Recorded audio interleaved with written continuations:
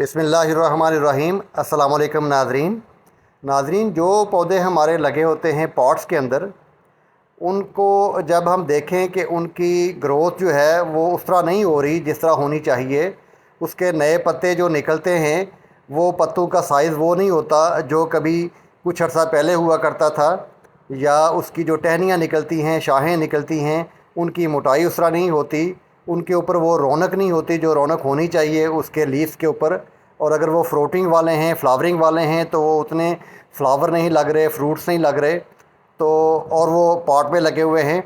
तो देखना ये चाहिए कि क्या वो पॉट जो है वो कम अज़ कम साल हो गया है उसी उसी पॉट में लगे हुए पौधे को, या 2 साल हो गए हुए हैं।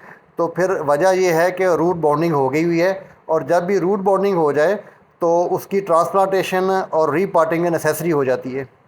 तो बजाय इसके कि उसके साथ कोई और तजर्बात किए जाएँ, कोई मेडिसिन लगाई जाए, कोई खादें ज़्यादा इस्तेमाल की जाएँ, उसको ट्रांसप्लांट कर लिया जाए, रीपॉटिंग कर ली जाए। मेरा भी ये वाला अगेव प्लांट लगा हुआ था, इसकी देखें हालत कोई इतनी खूबसूरत नहीं है, तो इसको मैं ट्रांसप्लांट कर रहा हूँ। मैं उस गमले में से, जो रेड कलर का गमला नीचे गिरा पड़ा नज़र आ रहा है, उसमें से मैंने पौधे को निकाल लिया है। निकालने में मुझे काफ़ी दिक्कत पेश आई, चूँकि इसके कांटे भी होते हैं और पौधा काफ़ी बड़ा हो गया हुआ था, और वो निकालने में मुझे काफ़ी टाइम लगा और मुझे कुश्ती करनी पड़ी एक साहब की, और मैं पसीने से शराबोर हो गया हुआ था और बुरे हालात थे।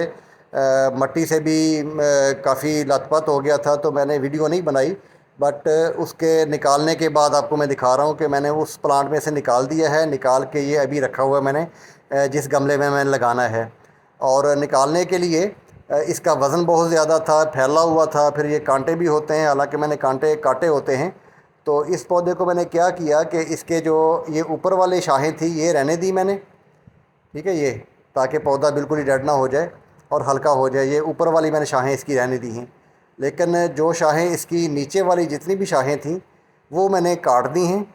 काटने के बाद फिर पौधा मैं निकाल सका हूँ। ये ऊपर वाली मैंने सारी रहने दी हैं, ये जो आप देख रहे हैं, ये नीचे वाली काटी है मैंने। और ये वाला गमला था जिसमें से मैंने निकाला है इसको, और बड़ी मुश्किल से पहले मट्टी में नरम करता रहा, फिर हिलाता रहा इसको, और फिर पत्ते भी ये जितने पड़े हुए पत्ते, काफ़ी सारे पत्ते हैं, अब देख लें, ये तकरीबन 30-40 के करीब पत्ते होंगे जितने मैंने काट दिए हैं और काट के उतार दिए मैंने।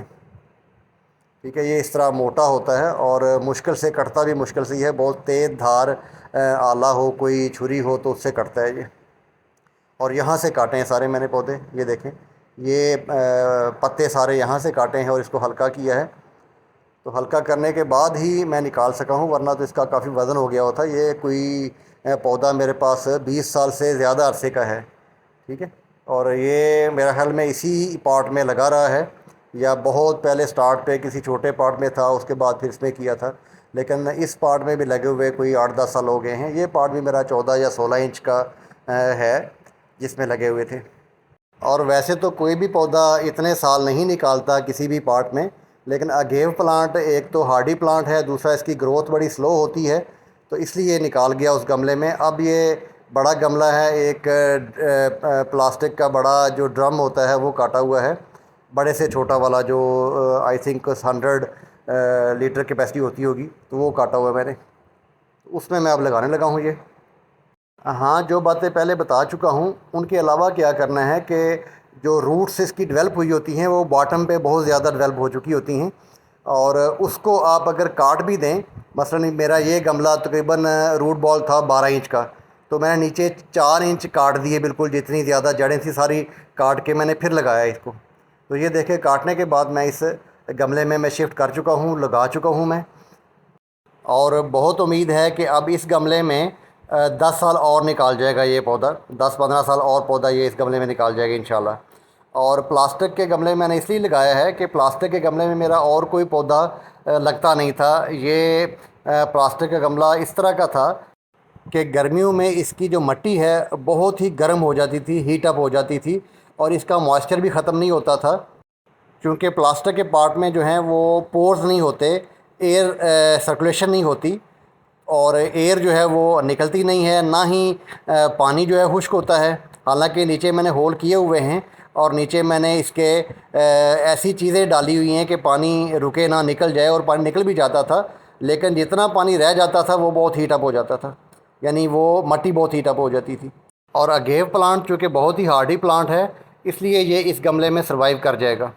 और इस ट्रांसप्लांटेशन से मैंने 3 बेनिफिट्स लिए हैं। एक तो इसकी ग्रोथ शुरू हो जाएगी, दूसरा मैंने गमला, जो मट्टी का गमला मुझे चाहिए था वो मिल गया, और तीसरा प्लास्टिक का गमला मुझे मेरा अब जो यूज़लेस मैंने कर दिया था, कोई पौधा नहीं लगाया हुआ था, वो यूज़ हो गया। इसके साथ ही मैं इजाज़त चाहता हूँ। मिलते हैं फिर किसी नई वीडियो में। तब तक के लिए अल्लाह हाफिज़। अपना, अपने अहलो अयाल का और अपने पौधों का बहुत ही अच्छे से ख्याल रखिएगा, और अल्लाह आप सबका हामी नासिर हो। खुदा हाफिज़।